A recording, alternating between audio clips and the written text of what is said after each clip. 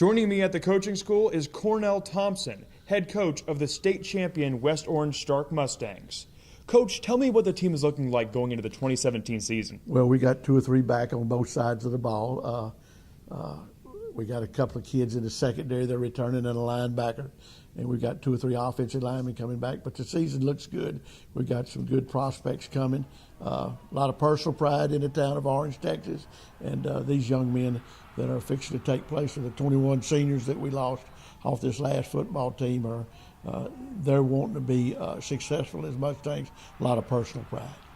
Now, of course, you are a 2-time straight state champion. How is your team managing to get back to that game and win it again? Well, we've got to do what we've always done, prepare yourself, come in great shape, prepare yourself, make great decisions, and play hard, and then we'll see what happens there.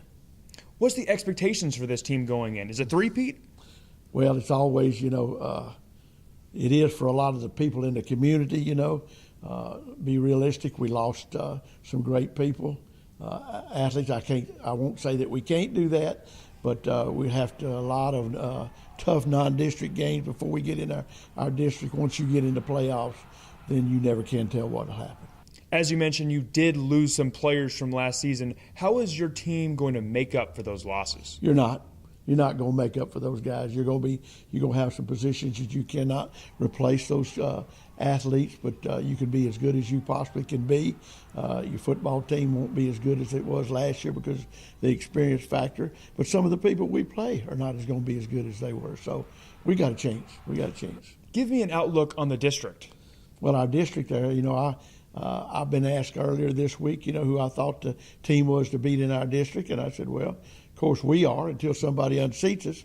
But I think Coach Taylor at Liberty does a great job, and Coach Sloan over at Hardin Jefferson with Coach Small at Orangefield. So I think all those guys are pretty close, and they will be really competitive. What are some key players on your team this year that we need to look out for? We got a young man named Jaron Morris. He's a cornerback and receiver.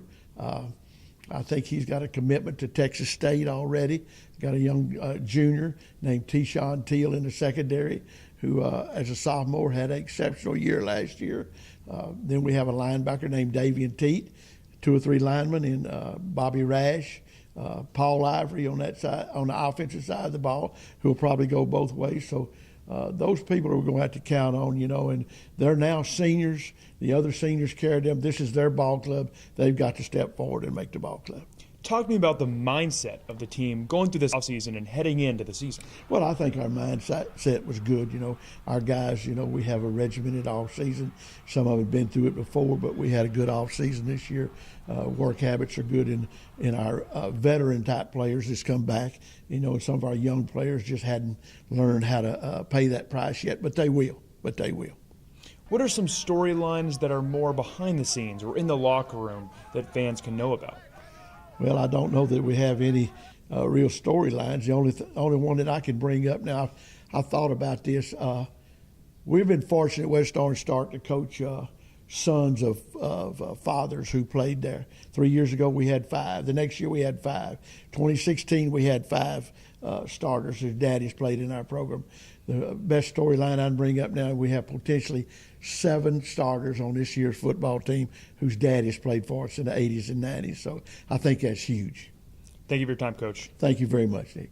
From Houston, I'm Nick Walters.